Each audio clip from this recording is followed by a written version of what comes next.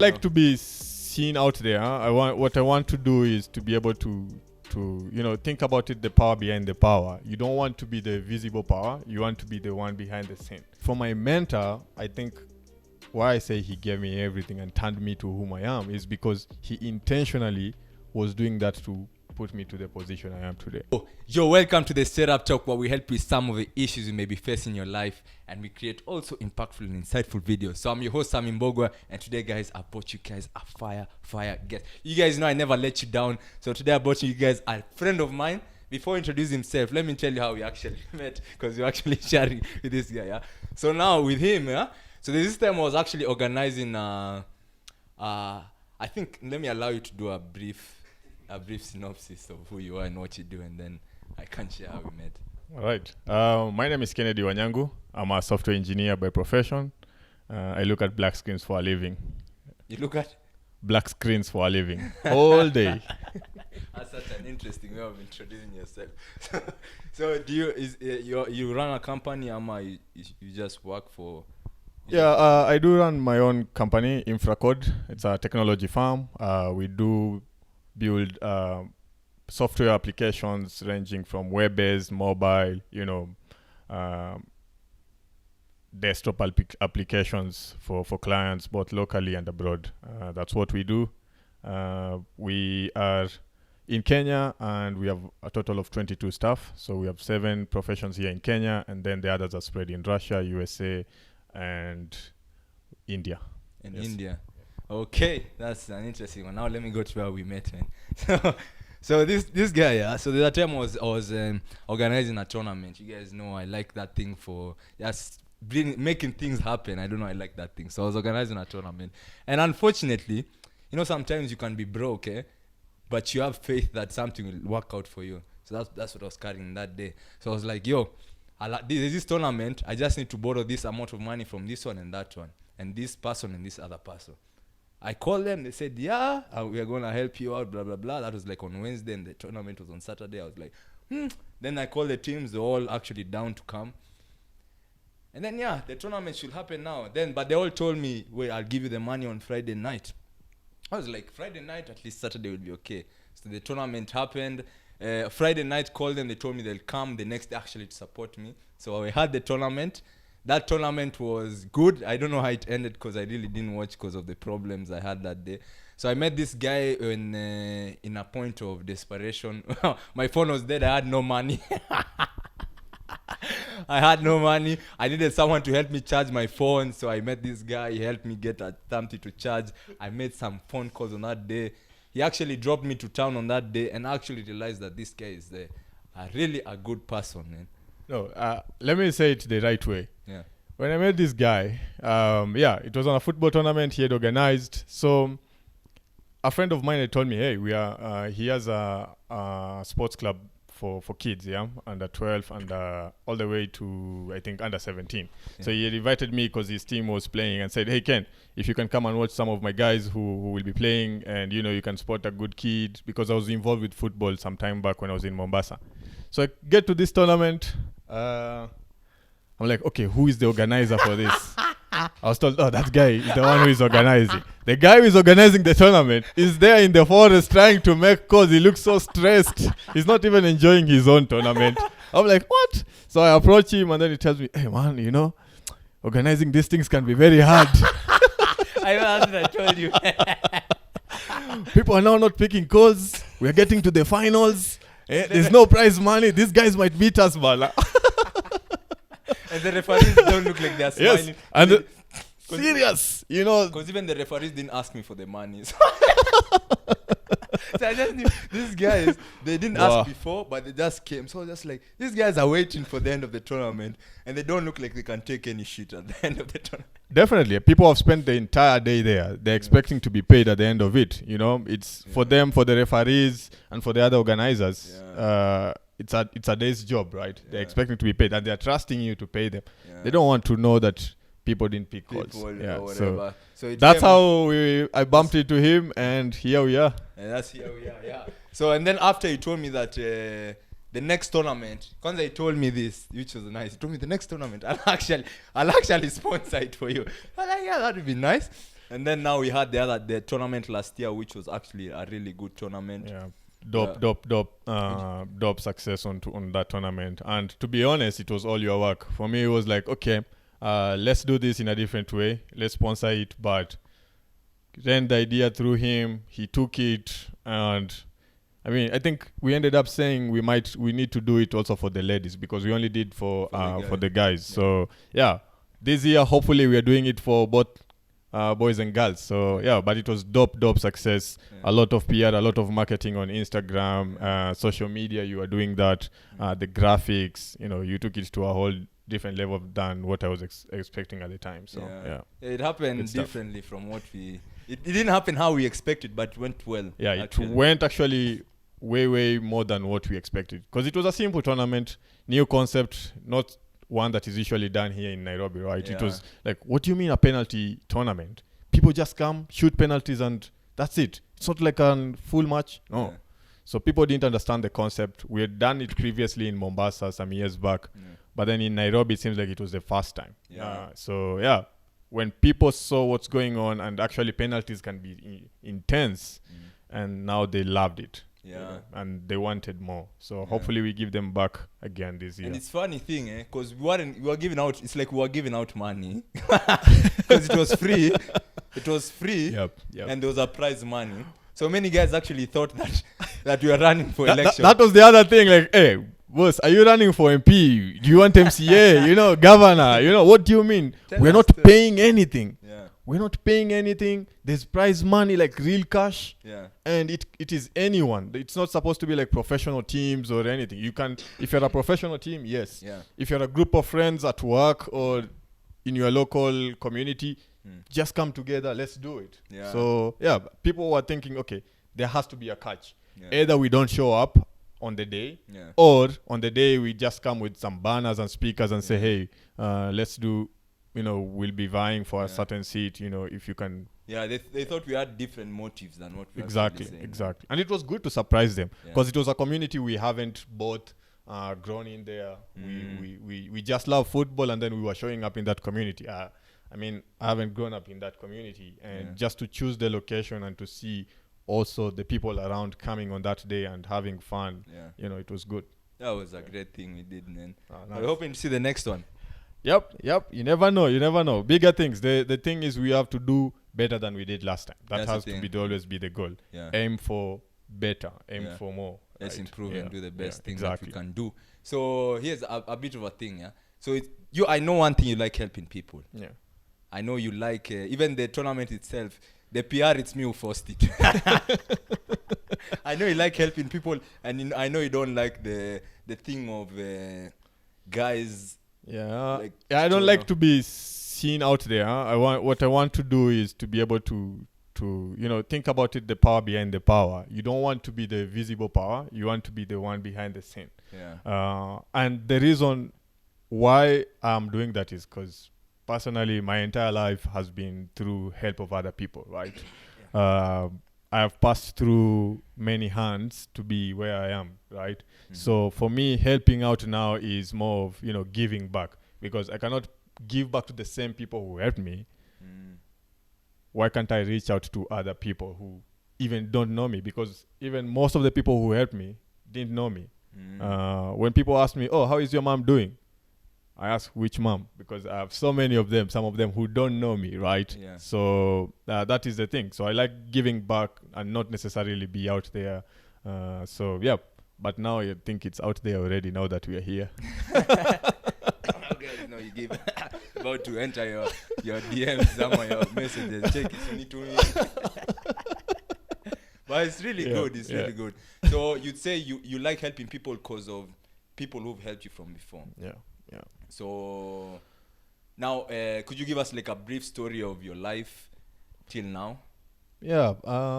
As I was saying, I've passed through many hands. Personally, I didn't grow up like, say, I won't come here and say, oh, we were from a poor background or no. We weren't doing bad off. Not so well, but not not poor per se, right? I grew up in a proper family. My mom, who raised me, typically she's my aunt, but of course that came later on, and she gave me everything. She's typically my mom. So she was the last born to my father, right? So my father passed on when I was about 4 years old. So my aunt picked me, and yeah, I grew up with all the loving she gave me, right? I used to I still say she used to favor me more than the rest because even when we were eating, I grew up in Mombasa, right? Born and raised in Mombasa. So even when we were eating, my mom will always eat last after all the kids have eaten, and then she would still call me and say, "Hey, daddy," because I was raised in a family of girls, right? So I was the only boy at the time. So she, "Hey, daddy, come. I know the girls took you. When you're raised in Coast, we eat all together, right? It's one plate, the senior and stuff like that. So we'll eat from that, and then she was like, I know the girls I must have taken you haraka sana. You come and eat with me. So I'll still eat with her, and then she literally gave me everything that I learned during that time, because she exposed me into business. Those small businesses that she used to run, she would like involve me. So later on in life, after some time, you start looking at the family line and see, yes, I'm in this family, but I have a sister whom we are the same age and we are not twins, So definitely your mind, you start asking questions. So at that point you say, okay, this maybe might not. But also a step back, I think in 2006 I was supposed to fly out of the country when I was in high school, part of the high school clubs and something. It was called the Round Square. So at that time I needed to apply for a passport, right? For a passport you need a birth certificate. Also at that time, now you look at your birth certificate and for the first time you're seeing the names that are not for the people that who raised you, right? So definitely at that point something is planted in your mind. You don't follow it all through every day, but it sticks there. So as you grow up, it still remains there. So when I got to campus, I decided, okay, maybe this is the right time to start and see. I know my dad, I can see the grave when I go to our shags, I can see it, but what about my mom? So that's when I asked my grandmother, and then my grandmother gave me the story, and then so that's how I found out about my mom later on. Okay. But even that way, so how did I get helped, and why am I saying that people helped me? Is because for me, getting to high school, just to realize, like, my aunt took me through my entire primary education, right? And gave me, apart from just schooling, a family to belong to and to live like normal and not having to experience the difference, right? And then in high school, I got to my high school, I was paid for my entire high school year, from Form 1 to Form 4. I never paid anything. Even the uniform, I was not given. I went to Study Boy Center, so that's where everything was paid for by a sponsor whom I never met, right? Okay. So Study has these programs about sponsorship, right? For needy but bright kids. So I got that, and I've never met the sponsor. So that's how, again, somebody contributed to that. Yeah. And then along the line, there's my mentor, Mr. Johnson Gashanja, again took me after my high schools. We met when I was starting a small football club back in Mombasa, and his son was also part of the kids there. So we met, we started talking, and then somehow he noticed something in me, and he owned me like a father now, right? Wow. So he will mentor me, he will bring me into his business meetings, he will take me everywhere he will go, he'll have me. So I'll learn about family, I'll learn about business and all that. In between, yes, there was some bit of struggles here and there, and that's where I say I have many mothers, because there's Mom Charity, whom I went to tutor her daughter for maths and physics and all that, and then in the process she did ask me my story, then we had a chat, and then she helped me through campus as well, so those people took care of me during that time. So I always have all of them in my mind, and they gave me an opportunity, right? It will have turned very differently. It could have gone any other way, right? Yeah. But they gave me that opportunity, so I always remember that. And because of that, I like to also give back, because, it's not guaranteed, right? It could have gone any way. So, yeah. So those people shaped my life. So born and raised in Mombasa, went through my primary schools in Mombasa, came to Nairobi for the first time for my high school. I that's where I fell in love with Nairobi. After my high school, went to campus here in Nairobi again, Kenyatta University. That's where I did my degree in software engineering. And then life here was fast. I wanted to still remain on the fast lane. So I didn't go back to coast. Now I just go as a tourist. To enjoy yourself. I've seen the photos. That will dive into yoga. So what's the first thing you've shared about being the favorite, eh? Yep. Because also me was my mom's favorite. That's before now my bros started becoming bigger, because now she has to like release us, which is sad. There's a time actually guys were eating food, but which my sisters really, I don't know if they know this story. But that you can serve food, they can be just ugali. It can be a plain day. Today can just be like ugali and skuma. Nothing, no meat, no whatever. But now people are wondering, is how they're smelling fish in this? Is how they're saying, we are eating ugali and skuma, but there's smell of fish in this. Guess who is the one who had fish in there under their skuma? Wow. Put by my mom. Wow. You see? It's coming to be neighbor. Everyone is picking their food, knowing they're thinking it's just normal. That's why we are forever indebted to our mothers, right? For sure. So I've heard you shared a lot about your mentor actually sharing with you, teaching you a lot of things. Yeah. So would you say is the guy you learned the most from about life and stuff?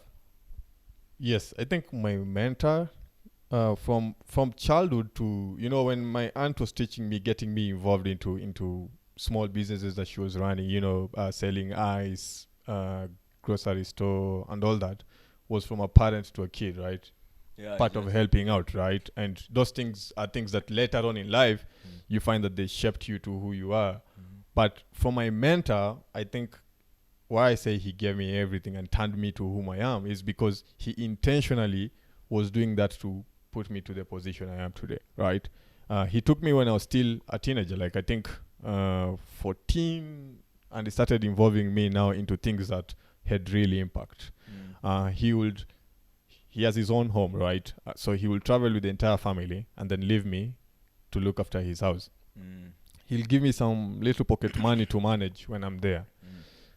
I'm young, right? So it taught me, first of all, responsibility. You have someone's house, it's full of things, like it's TV, whatever, all these things are in there. Now I'm in charge of that safety.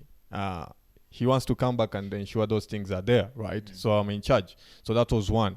So responsibility starts from there, right? And then the other things is, as I continue growing up from that age, going up, he's involving me into businesses. He will go into a meeting. Like, I have nothing, zero knowledge about whatever they're talking about, right? But he will have me sit in there. He will just come in and introduce, this is my son. He'll be joining us here as we talk. Don't mind him. But I'm listening in. I'm seeing how he's negotiating. I'm seeing how he's relating to people who are senior than him, some who are junior to him. All these interactions I'm learning. I'm picking them at that point and seeing how he's negotiating, how he's talking, the relationships and stuff like that. That's something I was picking. Then come to business and investments now. He will tell me, hey, I have a friend who is selling a piece of land, 10-acre land in Diani. I want you to do this. Find a way. Let's advertise this in a newspaper. The guy wants 8 million. We will advertise it for 10 million. We'll make our 2M from that. I had no right. I'm not a grown-up. I'm still a kid there, right? You've been told I had no right. Yeah. Someone tells me that. I can just I had no right to do that, right? But he's just planting that into me. And remember, he's someone who is fully employed. And now he's teaching you about the extra hustle, right? He had no business selling a piece of land for a friend and making something, he's fully employed and something like that. He's doing well. But that taught me, like, you can do more than, just the daily, monthly one. So you can actually, if you have an opportunity to do something, you can legally and do it right. You can also take it up. And then he will tell me, so I'm investing into this house I'm buying in this area. It's an old house, but I'm going to buy it. I renovate it and then rent it out. So I'm picking those ideas, and then he will let me be in charge of that entire project. So. And how old were you then? So there now I'm getting to 17. 17 and 18. you've been in charge Yes. of. Yeah. Hey. So he's exposing me to all those things, Yeah. right? And that's why I say everything that I know is credit to him, because he was doing it intentionally. I still believe he was doing it intentionally. He just saw something. I think he saw that I was taking up a football team, starting up an academy when I was still young, and maybe he thought, oh, if this guy has an idea of this early, maybe he can do more. Because even for the football team, he will send me to go to so and so. He sells football kits and jerseys. Talk to him, see if he can sponsor. So he has already talked to the guy, but he just wants to see if I'm actually going to go there, talk, and get that. You know? Yeah. So you see, all those things he was teaching me, and all the lessons he taught me is what I've been trying to do. And I haven't done everything, but all those things are what I've been trying to do, and they've placed me where I am. And so I credit him to everything that I do as an adult. Of course, other people have shaped, but as a percentage wise, if I had to just wake up from sleep and just say who, then it will definitely be him. And of course, my mom did a lot in terms of the discipline, because now for my mom, I credit her for the discipline. Again, discipline is for me, I believe discipline beats even talent.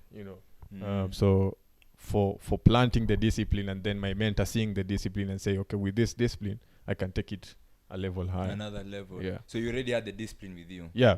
For the discipline, that one I had it. And for my mom, you can't be any other. And forgive me if I keep switching aunt and mom. I mean, that's part of it. Like right now, I say aunt and mom because some people now they become auntie, my auntie, and then mom. Oh, auntie and then mom. I keep switching, calling her auntie and mom because you know some people get confused when they say, "Oh, we're saying your mom, then your aunt," So because later on people came to also know that I have my mom as well there. So some people might be confused, but I keep it. But there. Okay. So it's a bit. Wait, I want to go back kidogo. Yes. So you finished from KU. Yes. And then you entered into. What did you do after? So from KU, I go back to Mombasa, right? Okay. I don't know anyone in Nairobi after school, right? Tried. So I went back to Mombasa. My mentor sends me to an internship. Right? Tech Biz. It's a tech company there in Mombasa. It's a big one. So he sends me there. I do the first month. The guy I was reporting to was a very good guy. He will teach me. I have a software engineering background, right? That's what I've done in campus. But what I got there was like, I think at the point, those guys either took me up because, my mentor said so. And so they felt like they needed to give me something to make my mentor happy. So even though I knew I could do something, of course, I'm fresh from campus. I can't do things I can do now. But they still didn't want to expose me that much. So they were happy paying the stipend, even though I'm not doing anything. But that's not what I wanted. I wanted to do more. I wanted to, get out. They were paying me from somebody pays you from the wallet at the corridors. Ken, did I actually pay you this month? Then moves the wallet and pays you there.